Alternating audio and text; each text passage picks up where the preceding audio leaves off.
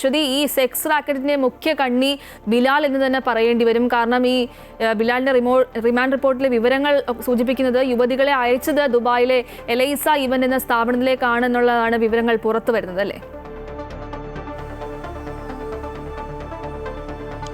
ഗോപിക, തീർച്ചയായും ഇതിലെ ഏറ്റവും പ്രധാനപ്പെട്ട ഒരു ആളാണ്, പ്രതിയാണ് ഇപ്പോൾ ഇന്നലെ വൈകുന്നേരം അറസ്റ്റിലായിട്ടുള്ള ബിലാലിന്റെ സ്വദേശം ആലപ്പുഴയാണ്. ശ്രീകുമാർ എന്നാണ് യഥാർത്ഥ പേര്.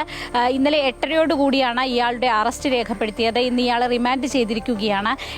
ഈ എലൈസ ഇവന്റ് എന്ന ഇവന്റ് കമ്പനിയിലേക്കാണ് ഈ യുവതികളെ ഇവിടെ നിന്നും റിക്രൂട്ട് ചെയ്തിരിക്കുന്നത്. ഈ കമ്പനി എന്ന് പറയുന്നത്, ഈ സ്ഥാപനം ഇതിലെ ഒന്നാം പ്രതിയായിട്ടുള്ള സിന്ധുവിൻ്റെ ഉടമസ്ഥതയിലുള്ളതാണ്. ഈ സ്ഥാപനം ഇതിന് ഇരകളിൽ നിന്ന്, ഈ കേരളത്തിൽ നിന്ന് കൊണ്ടുപോകുന്ന പെൺകുട്ടികളിൽ നിന്ന് വിസയ്ക്കും ടിക്കറ്റിനുമായി 4,70,000 രൂപയോളമാണ് ഇയാൾ കൈപ്പറ്റിയിരുന്നത്. ഈ സെക്സ് റാക്കറ്റ് പൂർണ്ണമായും പ്രവർത്തിച്ചിരുന്നത് ദുബായ് കേന്ദ്രീകരിച്ചിട്ടാണ് എന്നും ഈ റിമാൻഡ് റിപ്പോർട്ടിൽ വ്യക്തമാക്കുന്നുണ്ട്.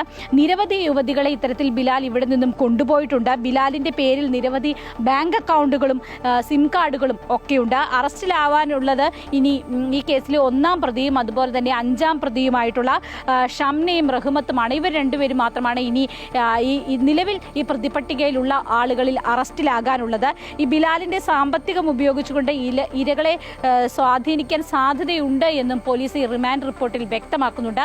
എന്തായാലും ഈ കേസിലെ ഏറ്റവും പ്രധാനപ്പെട്ട ആളെയാണ് ഇന്നലെ അറസ്റ്റ് ചെയ്തിരിക്കുന്നത്.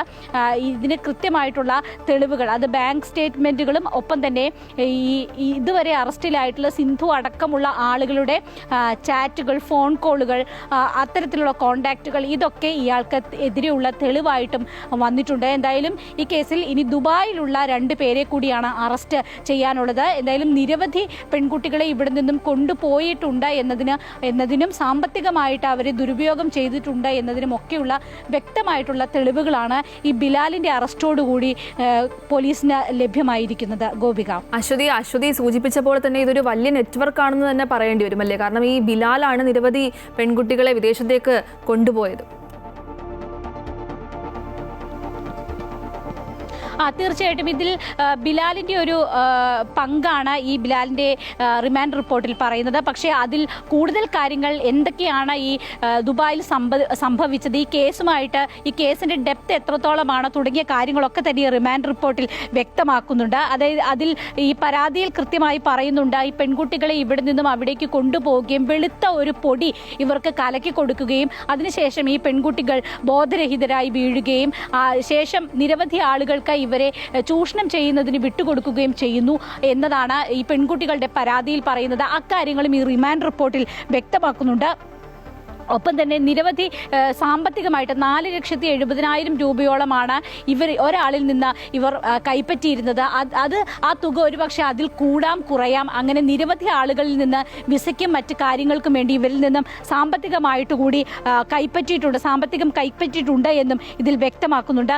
മാത്രമല്ല ഇതിൽ ഇപ്പോൾ അറസ്റ്റിലാകാനുള്ള 2 പേര്, അത് 2ാം പ്രതിയും ഒപ്പം തന്നെ 5ാം പ്രതിയുമാണ്. ഇവർ ഈ പെൺകുട്ടികളെ, ഇവർക്ക് ബോധം വന്നു കഴിയുമ്പോൾ ഈ പെൺകുട്ടികളെ ചൂരൽ പോലുള്ള വടി കൊണ്ട് അടിക്കുകയും അതുപോലെ തന്നെ മാനസികമായും ശാരീരികമായും ഉപദ്രവിക്കുകയും പീഡിപ്പിക്കുകയും ഒക്കെ ചെയ്തിട്ടുണ്ട് എന്നും ഈ പരാതിയിൽ പറയുന്നുണ്ട്. അക്കാര്യങ്ങളും ഈ റിമാൻഡ് റിപ്പോർട്ടിൽ വ്യക്തമാക്കുന്നുണ്ട്. ഈ കേസിൻ്റെ അന്വേഷണത്തിൽ നിരവധി കാര്യങ്ങൾ, അതായത് ഈ UPI വഴിയുള്ള പണമിടപാടുകളാണ് പ്രധാനമായിട്ടും ഉള്ളത്. ഈ കേസിലെ 1ാം പ്രതിയായിട്ടുള്ള, മുഖ്യ പ്രതിയായിട്ടുള്ള സിന്ധുവിൻ്റെ അക്കൗണ്ടിൽ നിന്ന് ബിലാലിൻ്റെ അക്കൗണ്ടിലേക്ക് UPI വഴിയാണ് മിക്കവാറും ഈ പണം ട്രാൻസ്ഫർ ചെയ്തിരുന്നത്. 3-4 പ്രതികളുടെ മൊബൈൽ ഫോൺ പരിശോധിച്ചപ്പോൾ ഈ പ്രതികൾ ബിലാലിന്റെ ഫോൺ നമ്പർ ബിലാലിക്ക എന്ന പേരിൽ സേവ് ചെയ്തിരിക്കുന്നു എന്നും കാണാനായിട്ട് സാധിച്ചിട്ടുണ്ട്. ഇതൊക്കെ ഇയാൾക്കെതിരായിട്ടുള്ള തെളിവുകളായിട്ട് വരും. പ്രത്യേകിച്ച് ഈ UPI പണം ട്രാൻസാക്ട് ചെയ്തിട്ടുള്ള ഈ കാര്യങ്ങളൊക്കെ തന്നെ ഇയാൾക്കെതിരെയുള്ള പ്രധാനപ്പെട്ട തെളിവായിട്ട് വരുന്നതാണ്. എന്തായാലും ഇയാളെ ഇന്നലെ ചോദ്യം ചെയ്തിരുന്നു. ഒരുപക്ഷെ വിശദമായി ചോദ്യം ചെയ്യൽ, ഒപ്പം തന്നെ 1ാം പ്രതിയായിട്ടുള്ള സിന്ധുവിനെയും മറ്റ് ആളുകളെയും ഇരുത്തിക്കൊണ്ടുള്ള ചോദ്യം ചെയ്യൽ കസ്റ്റഡിയിൽ, ഇതൊക്കെ ആയിരിക്കും ഇനി ഇതിൻ്റെ തുടർ നടപടികളായിട്ട് പോവുക. ഒപ്പം തന്നെ ദുബായിലുള്ള 1ഉം 5ഉം പ്രതികൾ, അത് അവർ രണ്ടുപേരെയും ഈ കേസിൽ പിടികൂടാനുണ്ട്. എങ്കിൽ മാത്രമാണ് ഈ നിലവിൽ പ്രതിപട്ടികയിലുള്ള ആളുകളുടെ ഒരു അറസ്റ്റ് പൂർണ്ണമാവുകയുള്ളൂ. അതിൽ അടിസ്ഥാനപ്പെടുത്തിയായിരിക്കും ഇതിൻ്റെ തുടരന്വേഷണം നടക്കുക. ഇത് കൂടുതൽ ആളുകളിലേക്കൊക്കെ പോകും എന്നാണ് പ്രതീക്ഷിക്കുന്നത്. എന്തായാലും അത്തരത്തിലുള്ള അന്വേഷണങ്ങളും നടക്കുകയാണ്. ഇതൊരു വലിയ നെറ്റ്വർക്കായിട്ട് കൊച്ചി കേന്ദ്രീകരിച്ച്, ദുബായ് കേന്ദ്രീകരിച്ച് നടന്നിരുന്നു എന്നതാണ് ഇതിൽ നിന്ന് മനസ്സിലാക്കാൻ സാധിക്കുന്നത്. എന്തായാലും അത്തരത്തിലുള്ള അന്വേഷണങ്ങളും പോലീസിന്റെ ഭാഗത്തു നിന്ന് ഇപ്പോൾ നടന്നുകൊണ്ടിരിക്കുകയാണ്. ഗോപിക.